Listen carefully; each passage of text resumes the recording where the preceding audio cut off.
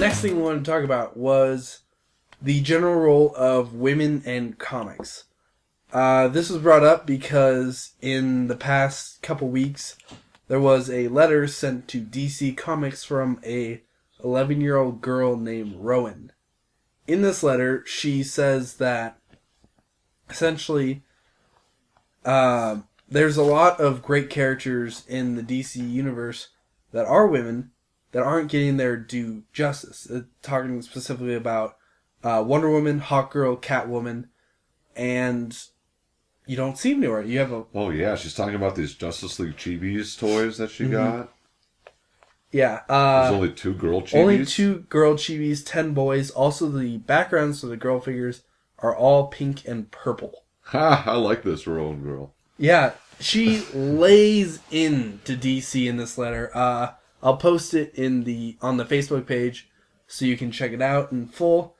But she specifically wants the Wonder Woman movie to happen. She says that Marvel has made a movie about a talking raccoon in a tree, and you have not made the Wonder Woman movie yet. Well, out of all the publishers out there in comic books, DC, they're not the worst, but they're one of them. And as being like one of the big 2, that's not that cool. Yeah. And by the worst, it's, you look at number of female characters that are, have their own titles. You look at number of female creators that you're employing. That's an important part.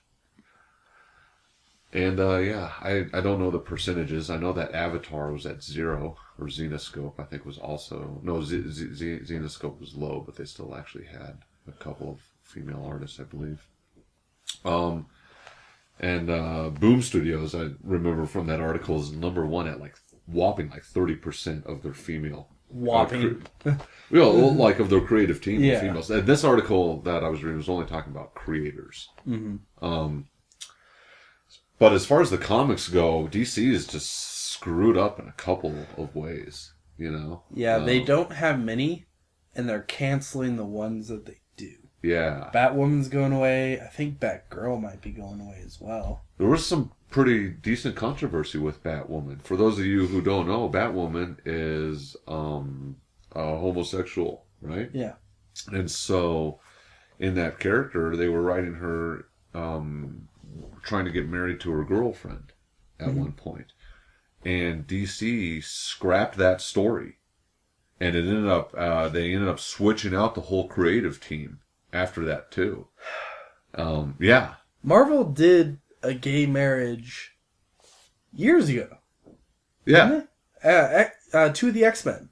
I don't remember who. I read a comic where Wolverine... It was like a what if kind of a thing, but I think Wolverine and Colossus were lovers. Yeah. Different kind of fastball special. Yeah. Wow. But anyways, off topic. Yeah, DC is always caught a lot of flack for this. Sure. And I'll straight up say though, I mean, in this new 52 run that they've done, Wonder Woman's been great, better than she's ever been before. Yeah. So they've made some strides. Some, yes. Some.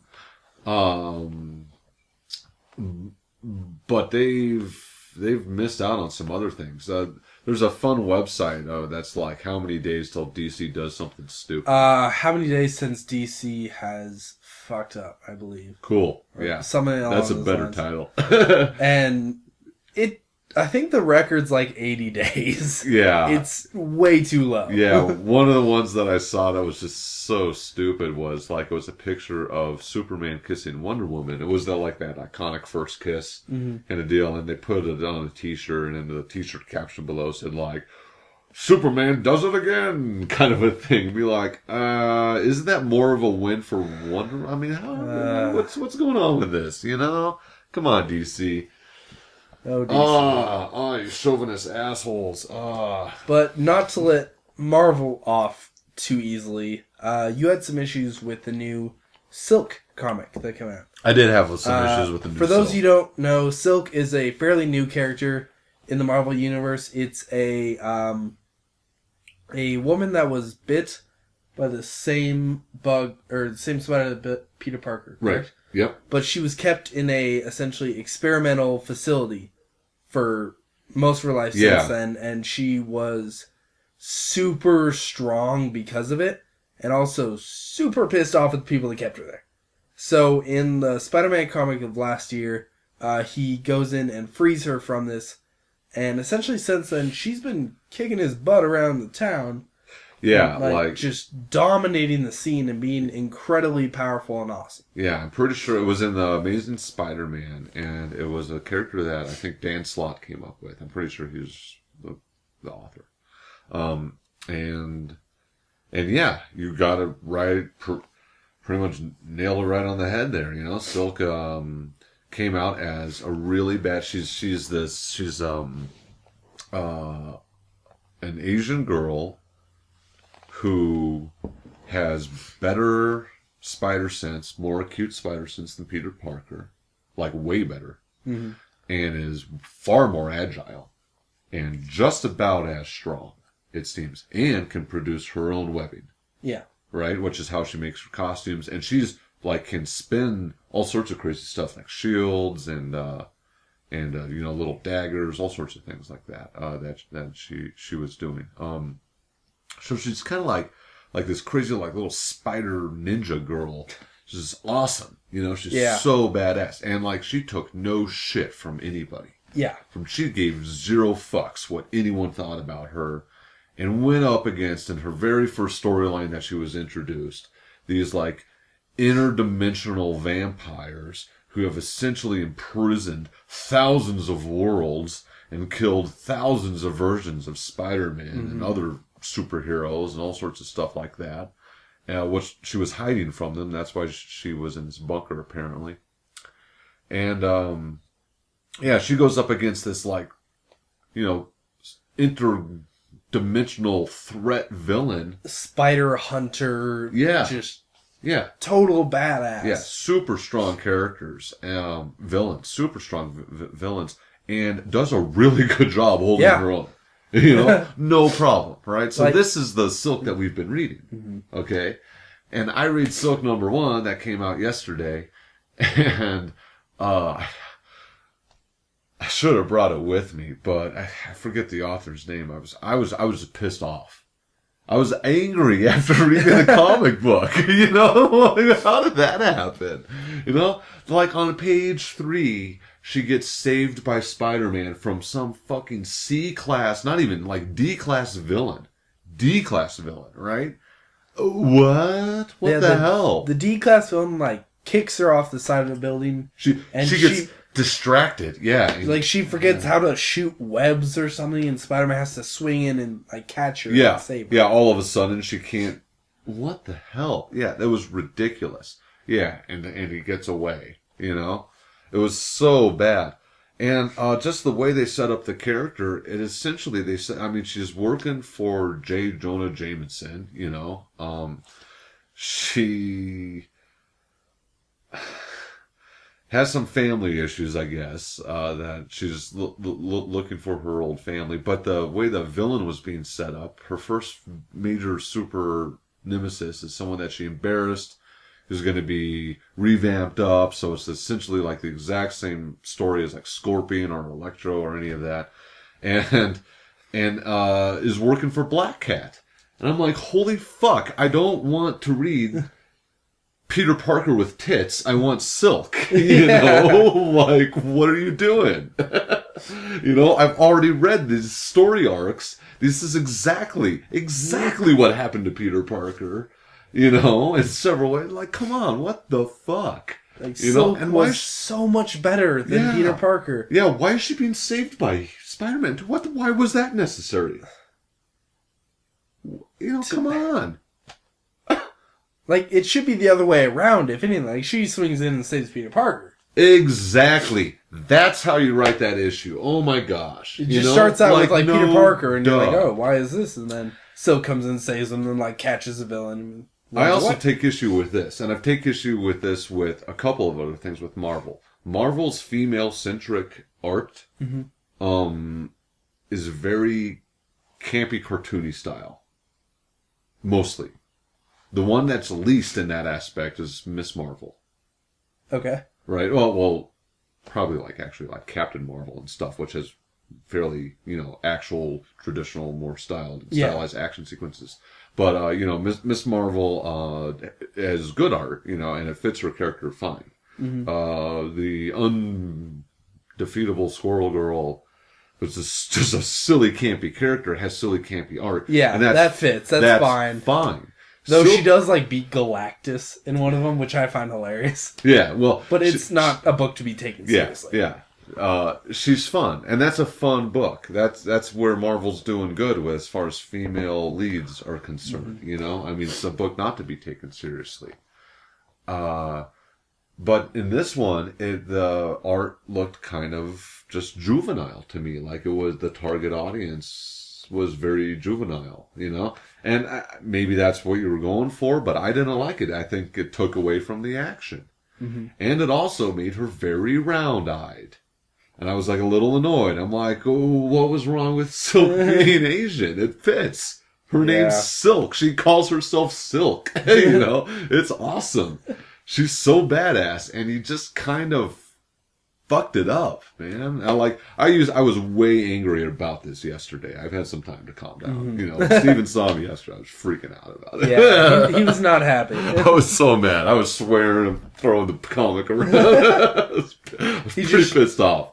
Yeah. As soon as I came to the store, he's like, I need to show you this. Just grabbed the comic, flipped over, and was like, this is where where Spider-Man saves her. Why is he saving her? What the hell is this? Oh. So stupid. Oh, God. But yeah, Women in Comics, there's not much being done on the two big name companies, but... Well, I would say that Marvel has some good stuff. The She-Hulk run has ended, but it's a good run. Miss Marvel's is a good book. It's fun. It's a fun book. It's not as serious. But I guess when I say that and I compare it to all the titles that they have, that is kind of weak sauce Marvel. But the independent companies, especially Image, oh my in my mind, have been doing very well with the strong female leads. I completely agree. Yeah, I have become, in this past 2 years, a major fan of Image. Yeah, so I'm not a fan of everything they put out, but they, as far as this is concerned and doing strong female leads, they've nailed it. And really good creators, too. Shudder comes to mind. Yes. That's a great one. Kind of a Laura Croft type thing, but in a more fantasy-based world. Yeah, it's crazy world. Yeah, I like to tell people it's like Laura Croft on a fantastic acid trip. Yeah. Yeah, which is a pretty accurate description of Shudder. And the artist is really good, too. That's one of the... And she's a female artist, Leila Del Duccia, that I'm probably getting her name wrong. I'm very sorry. But your art is superb. Let's see, Fiona Staples with Saga. Saga. Yeah, which is a huge book. Highly recommend Saga. 4 out of the top 10 top-selling trades of the year were Saga. Yeah. Won every single award ever at the Awards. Yeah, it's the just cleaned up. It's so most good. Well-regarded book out there, and it's got a strong female lead in it as well. And I tell you what, some of the Fiona Staples has got a lot of recognition for her art, and she's doing a lot of variant covers.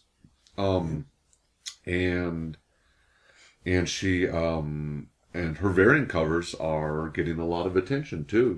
There's value behind her name now, which is great.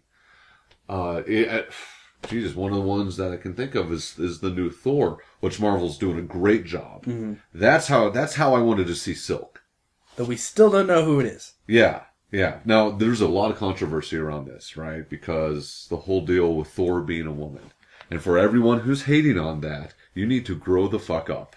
I'll tell you right now, okay? And you need to read more comics, because Thor's been a fucking frog before, okay?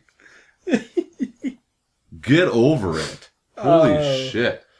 And they're treating, and here's how they're getting away with this. All right, Thor is a title in the Marvel Universe. Whoever can wield Mjolnir, that magical hammer, who's ever worthy enough to wield Mjolnir, is bestowed wield the title the power Thor. of Thor. Right. Yeah. All right. Thor, as we know it, became unworthy. Yeah, and Odin's son. Someone needed to come up. Yeah. Yeah. And it wasn't a frog. It wasn't a frog. This time. It was a lady, yeah, on the moon, all right? And that's all we know. We know she's from Earth, and she was on the moon, because that's where Mjolnir was. And that's it. Yeah. That's all we know. And that comic is doing fantastic. And it's really well written. The art's great. Oh my gosh, you know what else is really good along those same lines? Angela. Yes, Agent of Asgard. No. It's that's the Loki agent of Asgard. I think she's the assassin of Asgard. Assassin of Asgard, even better. better. Something like that, maybe. But the new Angela, which is really weird because it's a Neil Gaiman character from Image Comics and Spawn, who's a really strong female character, an angel who was the demon hunter. And between some legal conflicts, that character popped into the Marvel Universe. Rode with the Guardians of the Galaxy for a while with Gamora, another strong female character. They had actually some really cool fights and then became like really good friends. Their interactions are pretty cool. And ends up that in the Marvel comic book universe there, she is Thor's and Loki's, or Odin's son and Loki's long lost older sister. Huh. Just to kind of like tie it in with them, or? So, I mean, she's of Odin's blood, yeah. Yeah, and to tie it into how she fits into the universe and everything, and did a good job. And so in the comic has been great because she starts off kidnapping. She does not like Asgardians, by the way. Yeah, she pretty much hates them. Doesn't like a lot of people. She's a real bitch. Honestly, she's strong, fantastic read, great character, but like no one you'd want to hang out with probably. And she in this comic run is great. She kidnaps the latest born of Odin and Freya, so like the newest child of Asgard, the heir of Asgard, is like hijack, Thor and Odin's son and, all that band of Asgardians are chasing her. It's fun. Mm-hmm. Yeah. Man, I steered us off of a tangent here. We were talking more about Image Comics, though. We were talking about Image. And what they're doing. But we are talking about women in comics and trying to find those strong female leads, so it wasn't too much.